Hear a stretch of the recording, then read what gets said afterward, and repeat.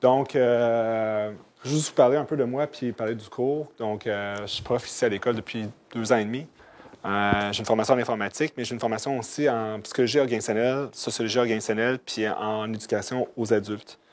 Parce que je m'intéresse à la transformation organisationnelle. Puis les processus de transformation organisationnelle sont à la base de la transformation de rééducation. Donc, c'est la pédagogie qu'on fait là. Donc, je m'intéresse aux approches expérientielles parce que pour moi, c'est une façon de rendre la matière viscérale, que les gens ressentent les concepts que tu veux passer. Parce que des fois, juste le fait de l'entendre, on va voir un peu la matière que je vais aborder avec vous autres. OK? Vous allez voir un peu ce que je veux dire. En tout cas, j'espère. Grosso modo, donc le contexte,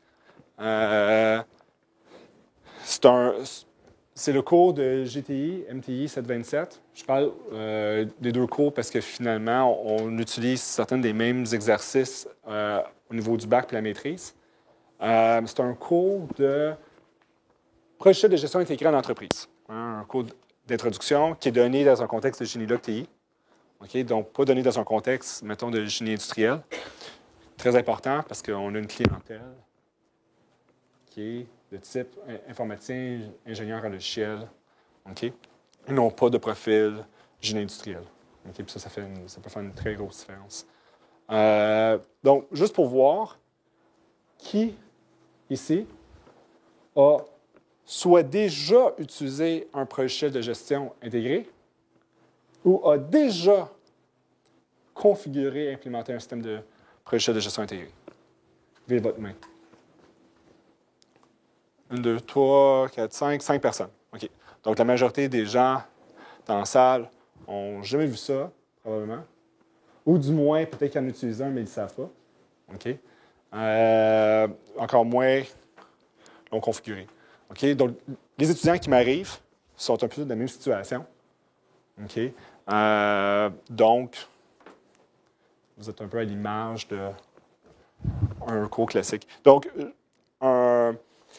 les grands défis que j'ai dans mon cours, parce que on parle d'approche expérientielle et de pédagogie, c'est un peu comprendre, OK, bien là, c'est quoi le contexte de départ? C'est des étudiants de bac, typiquement qui ont peut-être 3 ans d'expérience, que leur univers tourne autour de ça de plus en plus. Okay? Je veux dire, c'est la technologie. Okay? L'organisation n'existe pas. Okay? Qui ont été martelés des techniques de construction de logiciels. Pas beaucoup de contexte de ces logiciels-là vivent dans quel genre de contexte organisationnel. Okay? Arrivent dans le cours, veulent avoir des jobs. Donc, je peux me faire certifier d'un produit logiciel. Hein, ça va me donner une possibilité d'emploi. Okay? Mais ils sont complètement naïfs par rapport à c'est quoi un logiciel de gestion intégrée, c'est quoi une entreprise, puis comment que les deux s'arriment ensemble. Okay? Donc, finalement, mon point de départ, c'est ça. Mon objectif, c'est de les déprogrammer, qui sortent du cours, que leur premier réflexe, si une entreprise leur demande est-ce qu'on devrait acheter un logiciel de gestion intégrée ou est-ce qu'on devrait le construire, que leur premier réflexe, ça soit on va s'asseoir ensemble puis on va s'en jaser. OK? C'est quoi le contexte? Qu'est-ce que tu cherches à accomplir? Puis idéalement, s'ils me disent, James, je réalise que dans certains cas, la réponse est non, on ne devrait pas toucher à ça, j'ai atteint mon objectif. Donc finalement, c'est que j'essaie de ne pas créer des spécialistes en logiciel. OK? Mais des gens qui voient plus large que ça.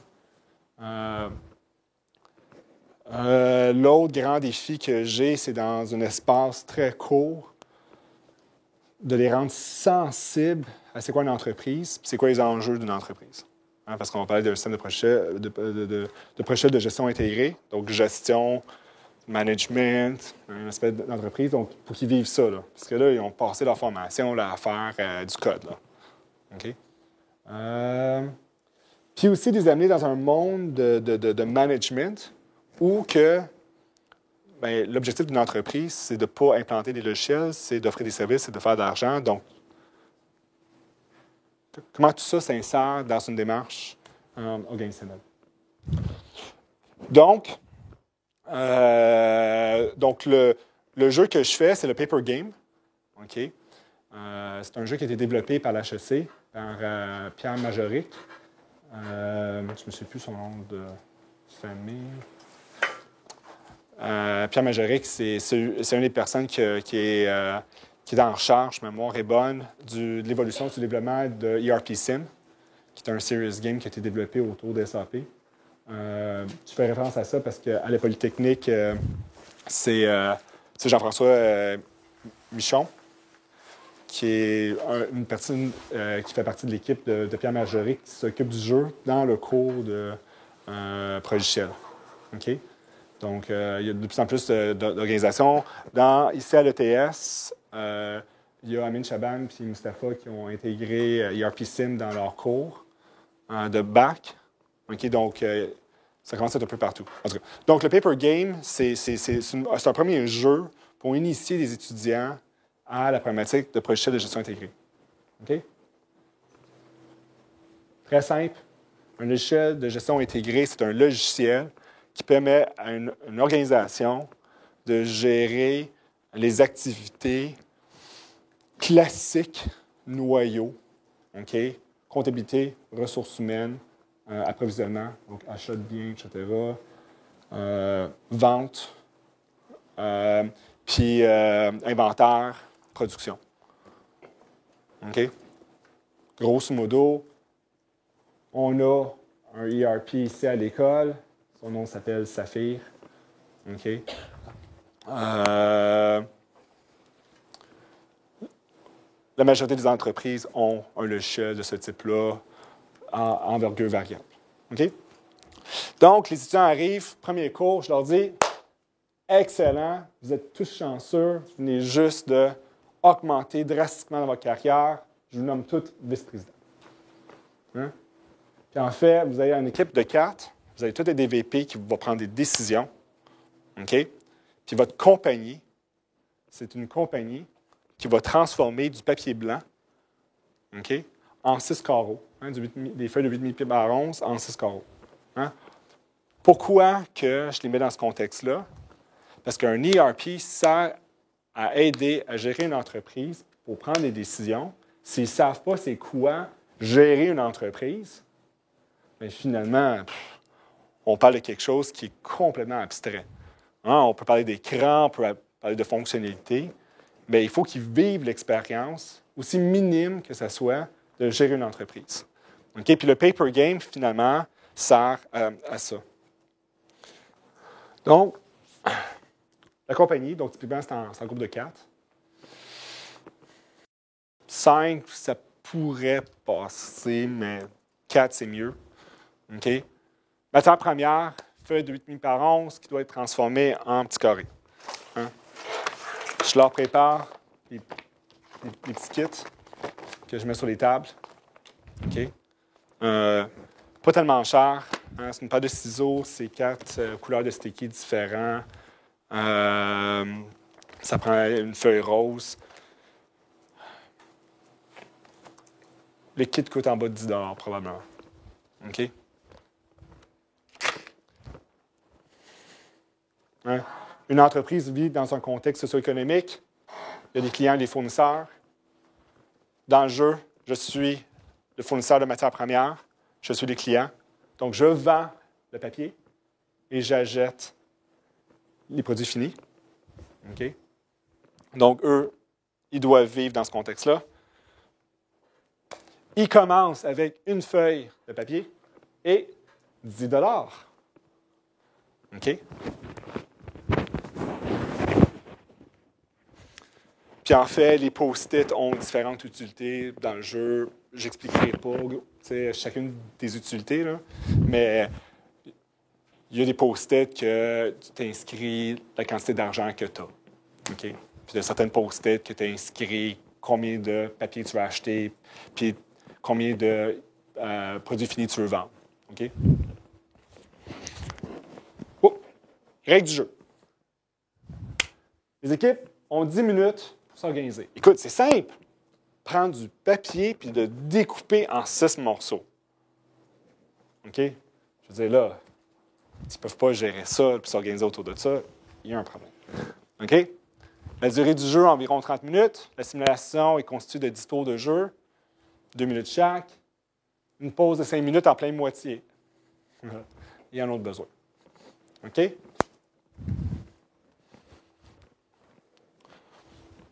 Les différentes post-it servent à différentes choses. OK?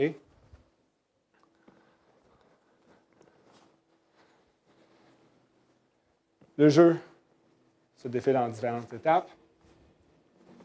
Moi, marcher, je roule des dés, je détermine le prix que le client va acheter. OK? Les étudiants peuvent décider combien de morceaux finis qu'ils veulent vendre. S'ils veulent n'en vendre aucun, il n'y a pas de problème. S'ils veulent tous vendre ce qu'ils ont, ils peuvent vendre. OK? Ils viennent me livrer. Par contre, je les paye, comme tout bon fond, personne qui achète, je les paye dans le futur. OK? Je roule les dés. Fournisseur, je détermine le prix de la feuille 8,5 par once. Ils peuvent acheter jusqu'à 2 feuilles. OK? Et ils vont recevoir leur matière première à T1. Point. OK? Donc, grosso modo, en théorie, si tout va bien, ça va jamais bien, un tour de jeu prend 3-4 minutes. Typiquement de la désorganisation complète. Mais là, on achète ça, on vend ça. Qu'est-ce qu'on fait? OK? Alors, il faut aller en avant, chercher l'argent que le prof nous doit. Quand est-ce qu'on va recevoir notre papier? Là, je dis, c'est le désordre. OK? Donc, grosso modo, ça fait juste expliquer les différentes étapes. OK? Je commence le jeu avec ces deux cartons-là en avant de la classe. Hein? Il y en a un que c'est le client. Je vais aller monter. Je vais être friendly pour la caméra. OK? Je vois l'audiovisuel, ils ont des trépieds, je les mets sur les trépieds, ça va super bien. OK? Le client. Donc, finalement, un tour de jeu, ils viennent mettre un post-it. Ils viennent mettre un post-it. Ah, OK. Ils viennent mettre un post-it. OK? Donc, il y a différentes équipes. Les temps de jeu. OK? Ils disent, nous, on veut vendre telle quantité de produits finis. OK? On veut acheter telle quantité de papier. OK? Puis moi, je viens coller sur le tableau à T2 l'argent que je leur donne, que les autres doivent venir chercher, amener à leur table. Puis ici, j'indique quand est-ce que je leur livre le papier blanc. OK? Je fais un couple de tours de jeu, donc là, les étudiants sont collés sur ça. On est rendu où? On est rendu où? 4e tour de jeu, My Information System, pas la vôtre. Hein? Mon outil de gestion, pas la vôtre. Là, vous devez gérer vous autres mêmes. OK? La feuille rose, finalement, c'est le seul item sur lequel ils peuvent prendre des notes. Hein? C'est leur système d'information à eux.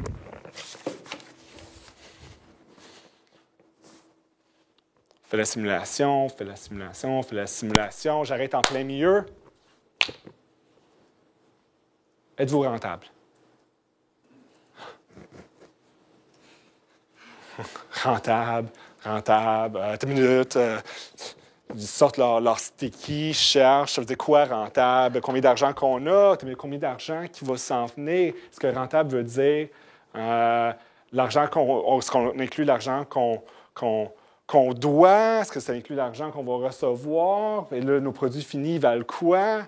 Là, l'anxiété, là. OK? Panique totale. OK? Là, c'est déjà intéressant parce qu'on peut déjà aborder des concepts de, ouais, justement, rentabilité, ça veut dire quoi? Hein, comment tu fais pour suivre ta rentabilité? Imagine, tu as un petit jeu simple. Là, hein? Transformer du papier puis le vendre, tu ne peux même pas me dire si c'est rentable. OK? Oublie de faire une voiture. OK? Se réorganise. Là, ça fait mal. Vous n'avez plus le droit de vous parler. Des petits stickies, ce sont vos documents d'échange interne. Vous inscrivez ce que vous voulez faire, puis c'est via ces stickies-là, entre eux, que les décisions se prennent. Donc, il n'y a plus de dialogue. Par la simulation, les gens continuent à parler, blablabla, il faut toujours intervenir. OK? On arrête brusquement le jeu à la fin, parce que l'objectif n'est pas de terminer le jeu, puis qui a fait le plus d'argent. Le jeu termine. Comment avez-vous vécu cette expérience-là? Qu'est-ce qui a été difficile? Probablement, ils ne savent pas quelle décision prendre, ils ont de la misère à suivre les données, s'organiser dans les rôles, c'est complexe. Puis là, je leur demande, OK, on va faire un exercice. C'est un cours de fin de bac. Venez une personne par équipe. Hein. Vous pouvez en discuter une dizaine de minutes avant, 15 minutes avant. Je veux que vous veniez me dessiner votre processus d'affaires au tableau. Hein. Expliquez-moi comment que votre entreprise fonctionne. Que tu devrais être capable de le faire, c'est simple. Systématiquement, James, on achète du papier, on transforme le papier, hein, boîte. OK, puis là, je leur dis, OK. Mais là, c'est juste des activités. Puis les gens, on avait une personne qui faisait ça, une personne qui faisait ça, une personne qui faisait ça. J'ai dit, OK. Moi, là, je regarde ce qui s'est passé autour de la table, là, puis c'était pas un processus linéaire. C'était bordélique. Hein?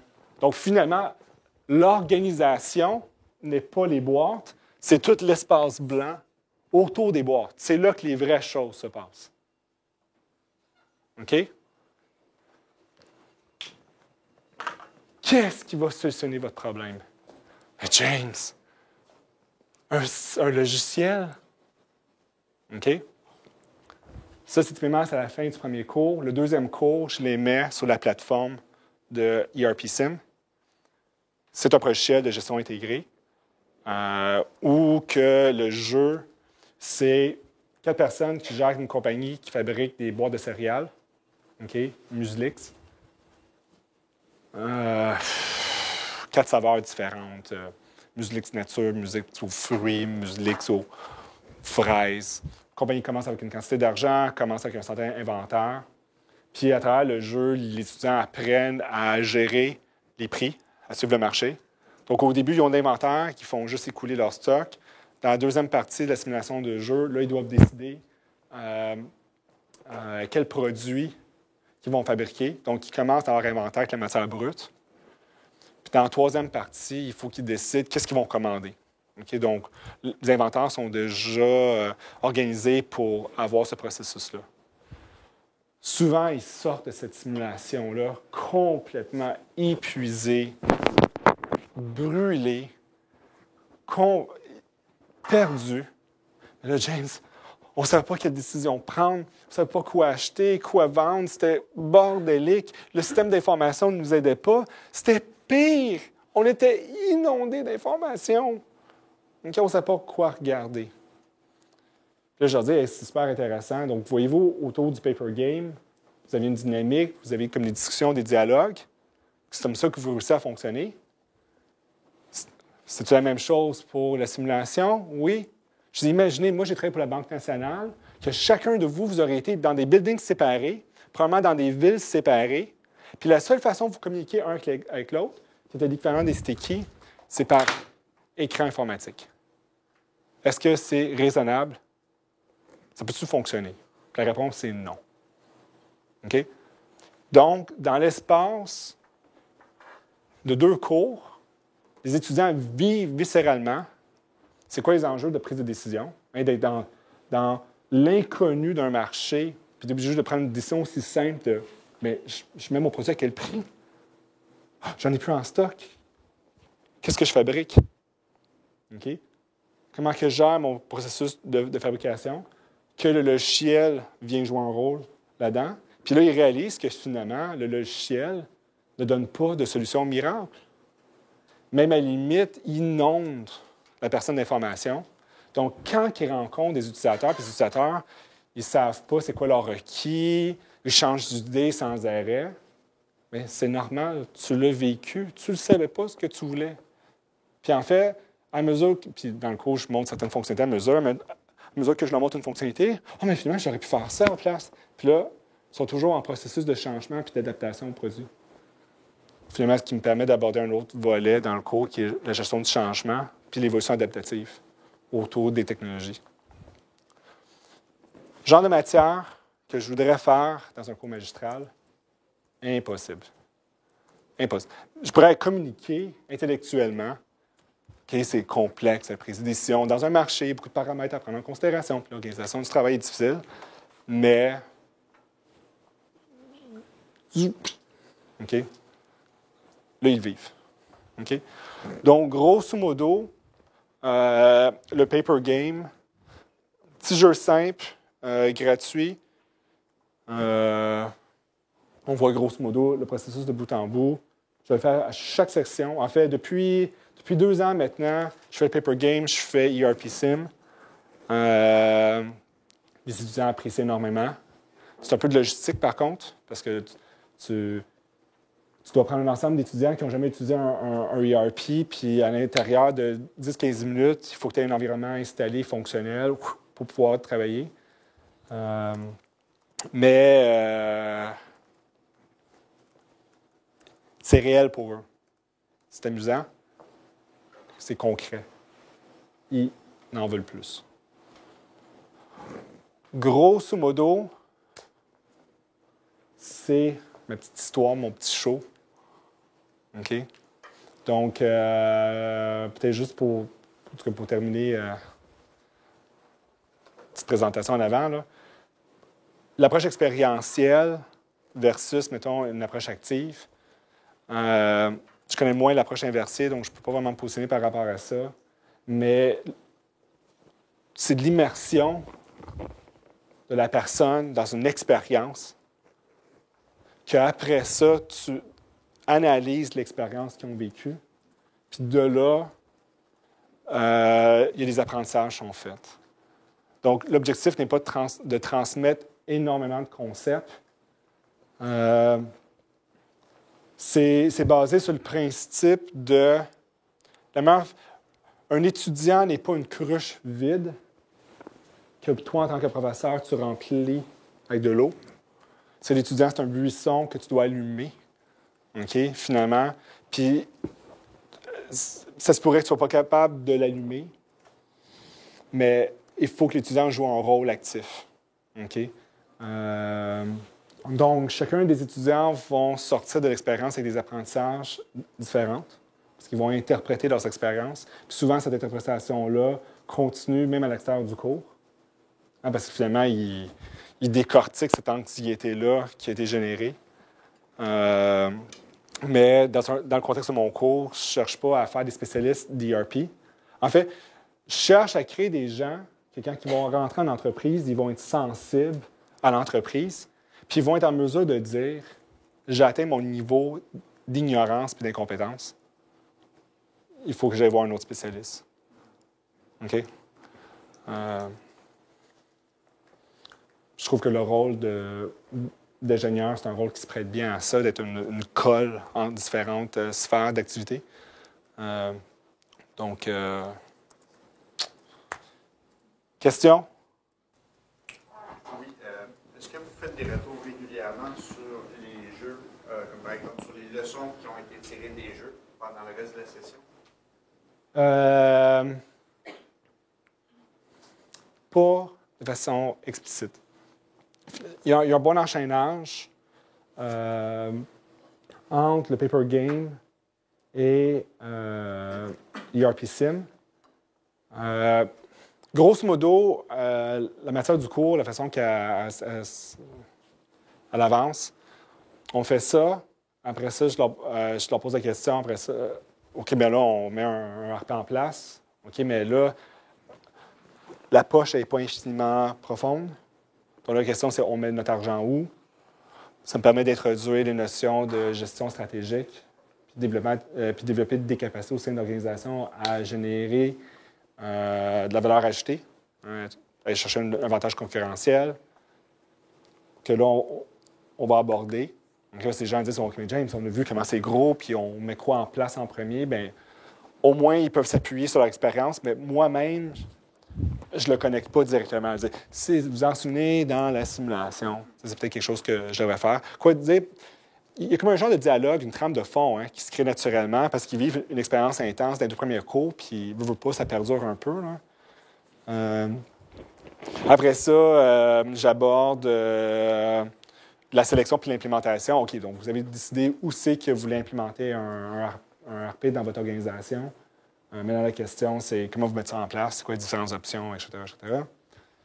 Et après ça, je parle de gestion de changement. Okay, donc, tout s'enchaîne dans un processus que je pense qui est naturel.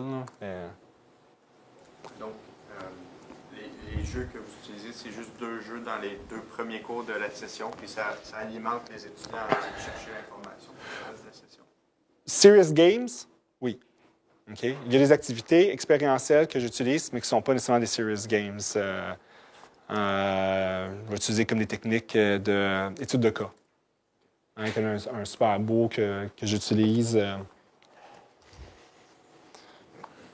Fournir des documents, c'est une étude de cas, un hôtel à Montréal qui décide de mettre en place un RP parce qu'ils ne sont pas en mesure de livrer assez rapidement les chambres aux clients. Il faut que les chambres soient seulement livrées à 5 heures, quand toutes les chambres sont nettoyées, c'est de mettre le RP en place.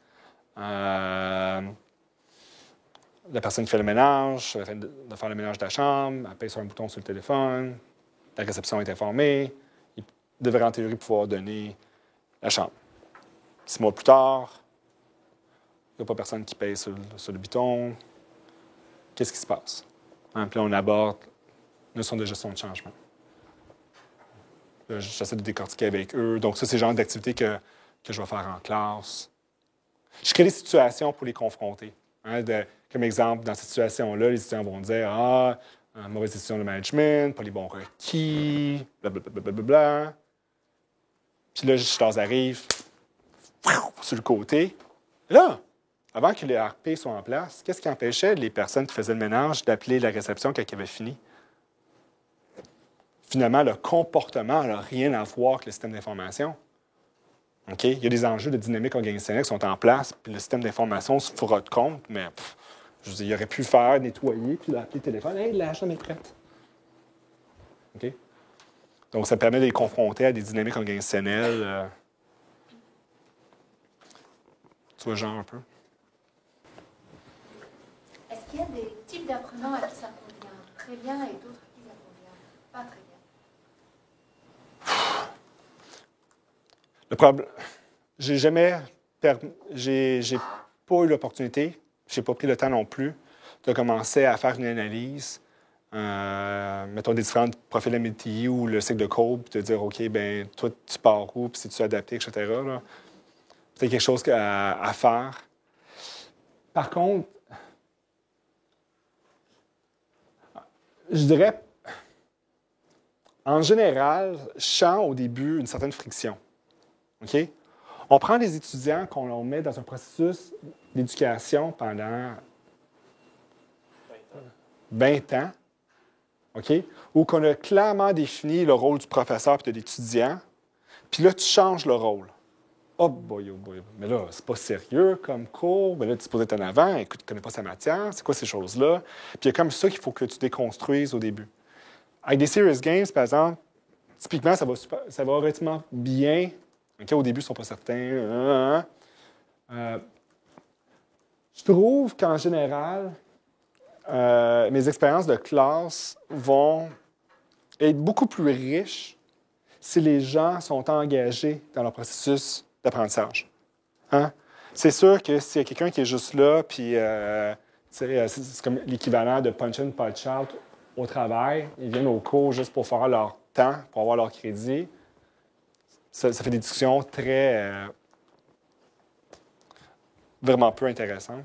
Okay? Mais le moindrement que les étudiants sont engagés, puis des fois, tu as souvent comme un genre de phénomène il y a une personne qui part la balle, là, puis les gens embarquent. Ouais. Je sais pas si ça répond à... Donc, les jeux créent cette nouvelle dynamique-là en classe, puis ça permet aux étudiants d'être plus engagés dans l'apprentissage pour tout le reste de la session. Je dirais pas ça, okay? Mais au moins ça permet... Non, je dirais pas ça. En tout cas, du moins, j'ai pas de preuve à l'appui.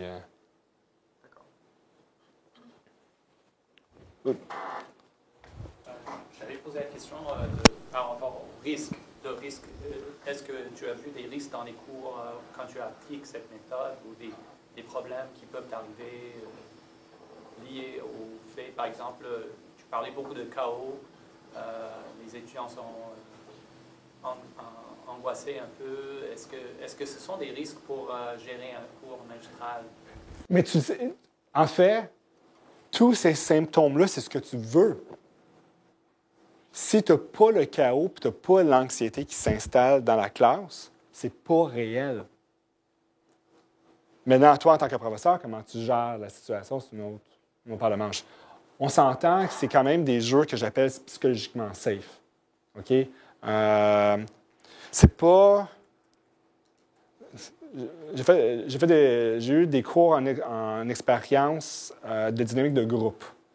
Donc là, tu es mis dans une position que tu vis une expérience de groupe, il faut que tu donnes du feedback négatif à quelqu'un, puis là, il faut que tu gères la situation, puis etc. Là. Donc là, il y a des enjeux de perdre la face qui embarquent, puis des situations que tu peux créer de la détresse émotionnelle.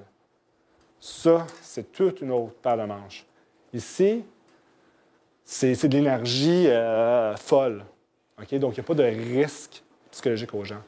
Okay? Pour la gestion du cours, pour un nouveau professeur qui veut, par exemple, ou un ancien professeur qui veut prendre cette nouvelle approche, est-ce qu'il y a des choses... Je pense que c'est safe. Je vais rephraser. Je ne ferais pas ça dans un groupe de 100. Là. On s'entend? Là? Je veux dire, moi, typiquement, mes groupes sont entre 15 à 25. Okay? Je veux dire, je ne voudrais pas gérer 10-15 groupes. Okay? Ce serait... en tout cas, du moins pas la première fois. Okay? Puis de toute façon, physiquement, la salle est configurée en groupe de 4. Donc, ça prend de l'espace pour tourner autour des bureaux pour venir mettre les stickies.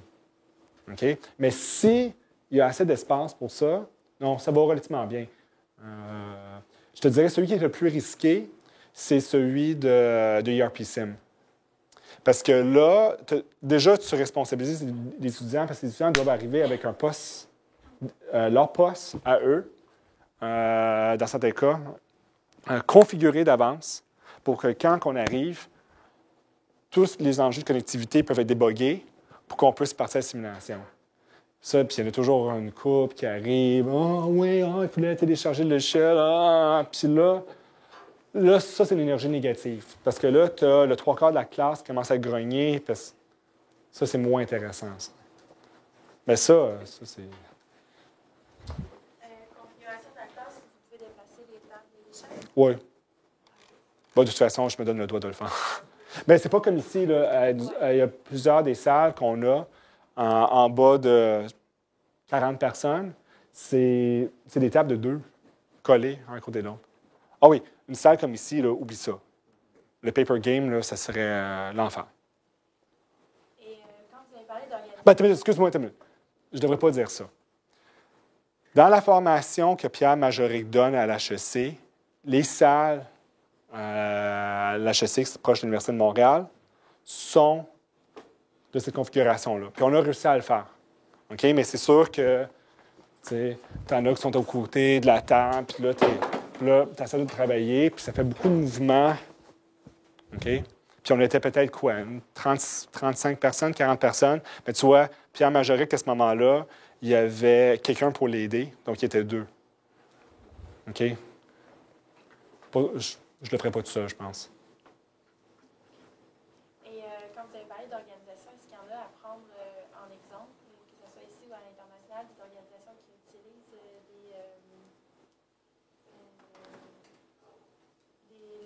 logiciels de gestion intégrée? Est-ce que vous en avez? Toutes. Je veux dire, n'importe quelle entreprise, au minimum, doit avoir un système de gestion de comptabilité. C'est partout. Là. C'est, maintenant, des gros systèmes comme SAP, Banque nationale, Bombardier, Desjardins, SNC, n'importe où que tu as ressources humaines, approvisionnement, comptabilité. Je veux dire, tu sais, Marty, toi, tu es en génie industriel. C'est comme le pain puis le beurre d'une entreprise de base. Non? Si un étudiant est pas investi dans le jeu, est-ce qu'il y a des méthodes pour l'investir? Je dois dire, jusqu'à présent, je pense que il y a un effet d'entrain naturel qui s'installe. Mettez-vous en contexte, OK? Moi, c'est les cours de soir, 6h à 9h. Les étudiants arrivent, plusieurs de mes étudiants, du moins à la maîtrise, parce que vraiment, la moyenne d'âge doit être environ entre 32 et 35. Plusieurs ont des familles. Ils arrivent, ils pensent à autre chose, leur job, leur famille. C'est beaucoup plus facile de les rentrer dans un jeu comme ça parce que là, OK, je vais pouvoir relaxer, faire du fun, on va jaser un peu, que me mettre en avant, commencer à donner une leçon. Ouais. Ce qui est plus difficile, c'est quand on fait des études de cas. Ça, c'est plus difficile. Ça, les gens peuvent se désengager. C'est moins un jeu. Hein? C'est plus sérieux. Moi, c'est un de mes grands défis. Traditionnellement, on enseigne le génie des logiciels, puis les TI, puis tout ça, comme étant une science dure. OK? On conçoit un logiciel, hein, qui est une chose, puis il y a des bonnes pratiques. OK? Moi, je ne suis aucunement dans cette veine de pensée-là. OK? Le logiciel, c'est une extension des dialogues dans l'organisation. Puis les organisations se créent à tous les jours. La raison pour laquelle on a une école présentement, c'est parce que vous jouez tous dans une pièce de théâtre. Hein? Et on a chacun des rôles à jouer. Hein, vous êtes des étudiants ou les auditoires, moi, je suis le professeur en avant. La minute qu'on ne suit pas notre script de théâtre, le système s'effondre. Okay? L'école n'est pas le bâtiment et les chaises. C'est la façon qu'on interagit ensemble dans ce set-là en anglais. Okay? Les systèmes d'information sont de nature fondamentalement organisationnelle. Okay? Donc,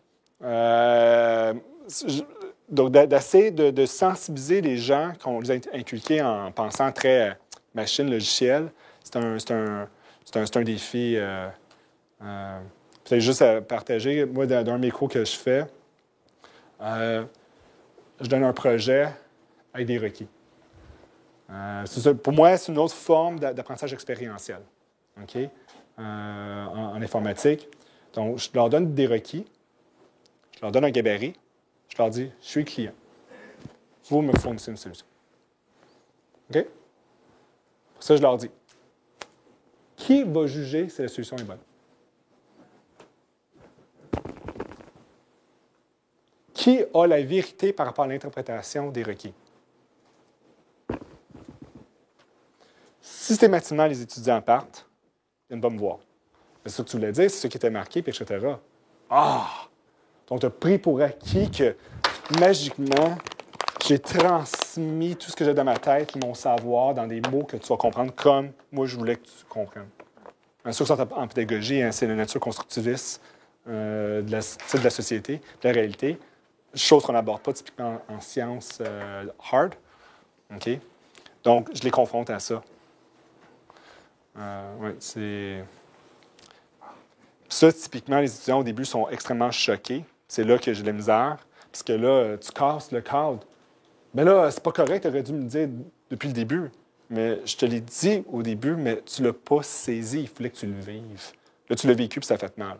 Là, tu fais quoi? Donc, comment est-ce que ce type de jeu, comment ce type de dynamique ça t'aide à intégrer ces deux branches d'âge? OK. Moi, quand je suis rentré professeur en génie TI, la première chose que j'essaie de faire, c'est d'éliminer les groupes mixtes. OK? J'ai plus de classe maîtrise bac ensemble. OK? C'est désastreux comme expérience. Puis, j'ai changé les plans de cours. Il y a beaucoup de mes étapes qui sont similaires, OK, pour ne pas dire identiques. Mais le focus du dialogue est complètement différent. Les objectifs pour la maîtrise, c'est quoi? Je veux qu'en sortant de mon cours, vous puissiez faire du conseil stratégique, OK? Et de guider les gens dans une démarche X, Y, Z. OK? Puis j'utilise le même modèle pour tous mes cours de maîtrise que je fais. Pour ceux de bac, OK?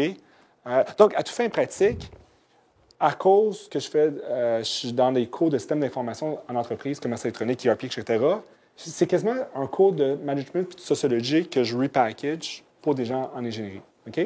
Ceux au bac, eux, leurs préoccupations sont en début de carrière, ils veulent savoir comment faire, etc. Donc, l'enjeu, c'est d'avoir des dialogues pour rattacher ça à leur programme. OK? Qu'est-ce qu'ils ont fait déjà? Qu'est-ce que ça veut dire hands-on? Puis de les confronter à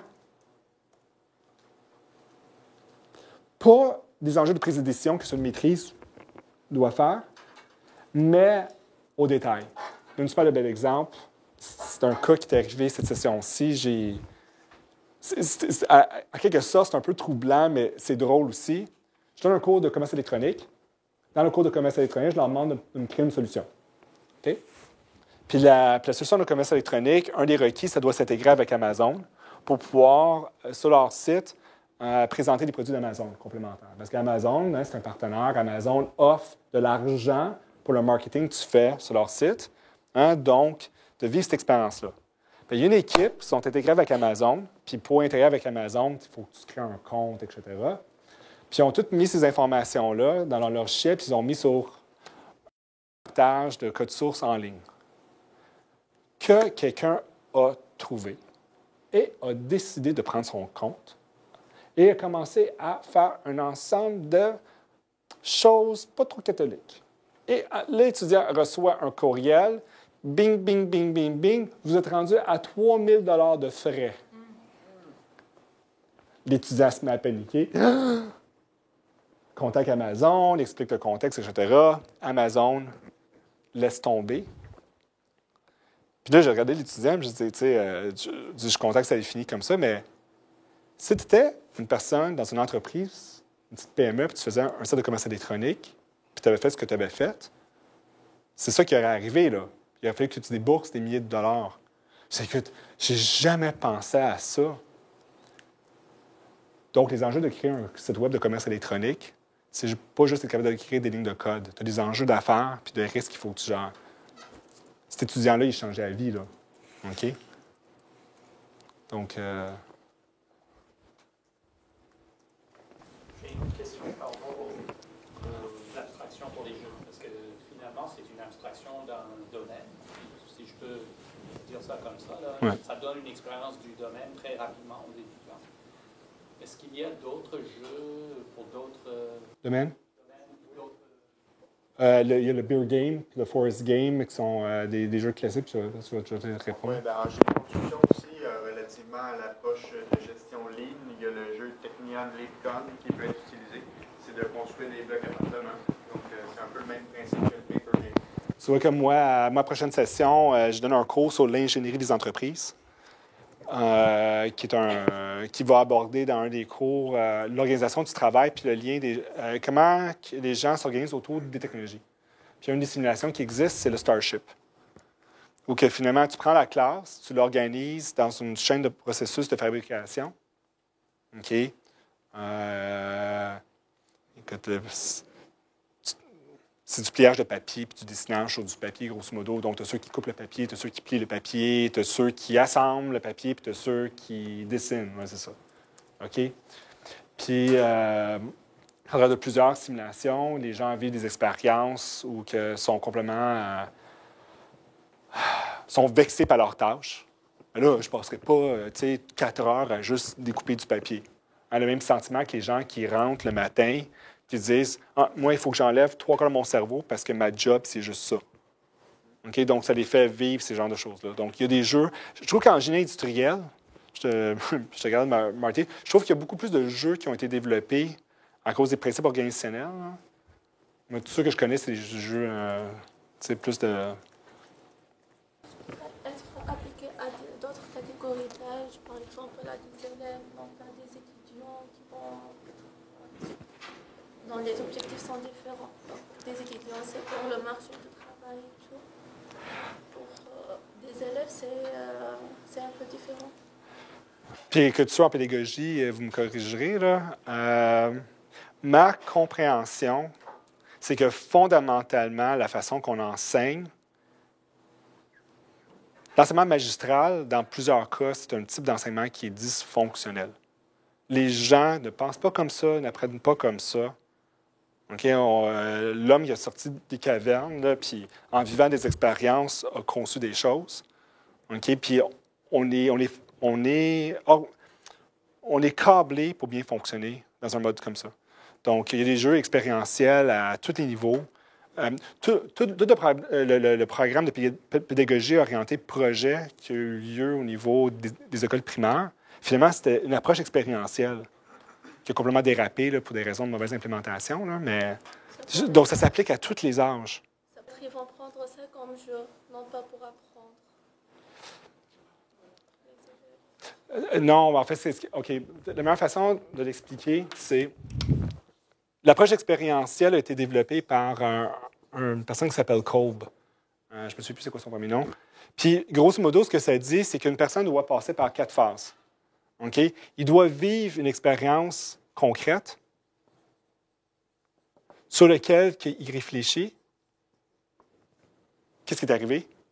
Puis après ça, il y a des abstractions qui sont créées, puis on utilise la théorie pour comprendre un peu, okay, qui permettent de pousser la personne vers de l'action, qui vive une expérience concrète. Okay? Donc, une approche expérientielle, si la personne ne vit pas quelque chose dans l'action, puis il n'y a pas un temps de réflexion, donc une grosse erreur à faire en jeu, c'est de faire le jeu, puis pas avoir de temps de dialogue. Hein? Si tu fais un jeu, tu n'as pas de temps de dialogue, ou tu as 5 minutes de dialogue, c'est une perte de temps. Okay?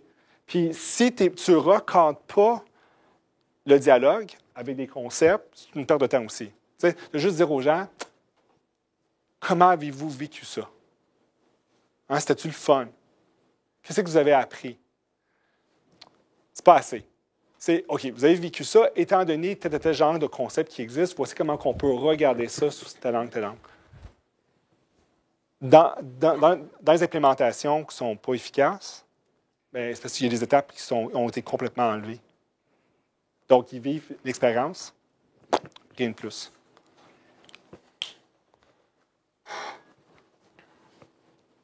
Je dirais donc ceux qui veulent faire de l'apprentissage expérientiel, si vous ne connaissez pas les principes d'arrière, okay, je vous conseille de bien asseoir les principes, parce que le jeu, c'est juste un prétexte. Hein?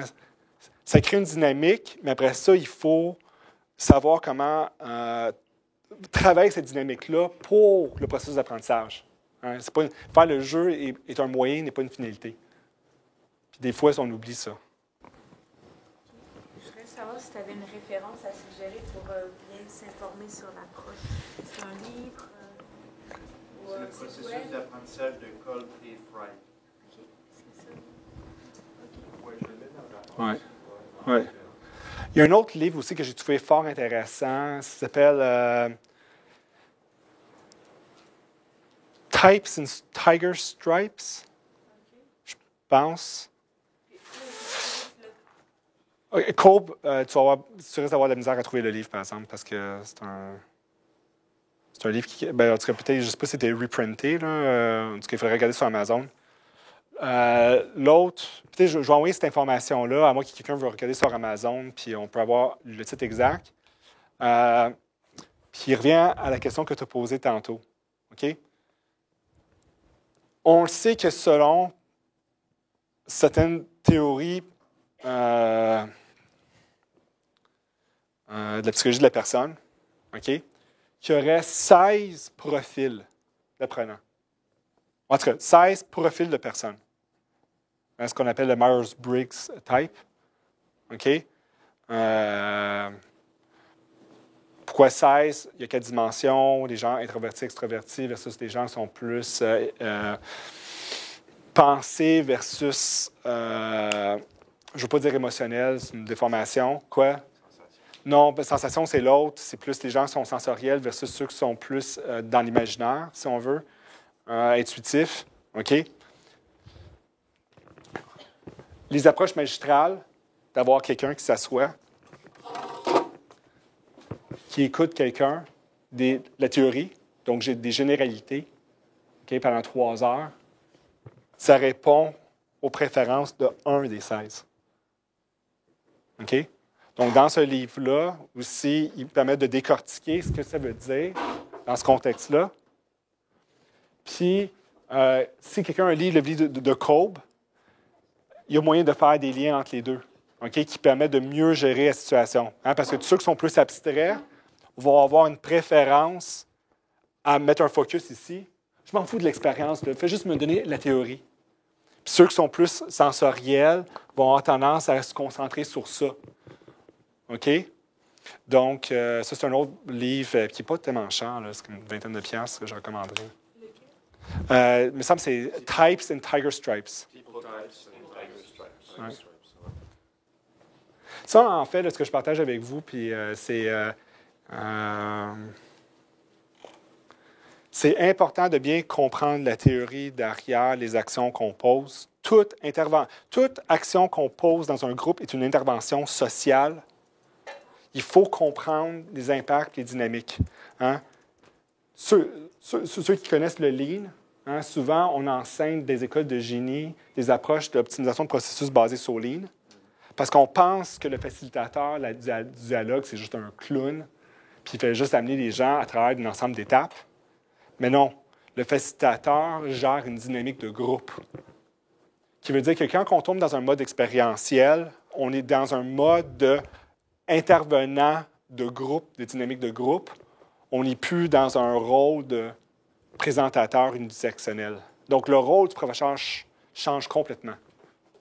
OK? Puis, il faut comprendre ça. Puis, c'est là, Chris, par rapport à ta question, est-ce que je devrais le faire ou non? Je pense qu'il y a certains jeux qui sont plus safe si tu n'as pas ce minding-là, mais il y en a d'autres qui vont t'amener dans le trouble. Merci beaucoup, James. Pas trop. En passant, le Paper Game est gratuit. Ceux qui veulent avoir accès, je vais aussi fournir le lien.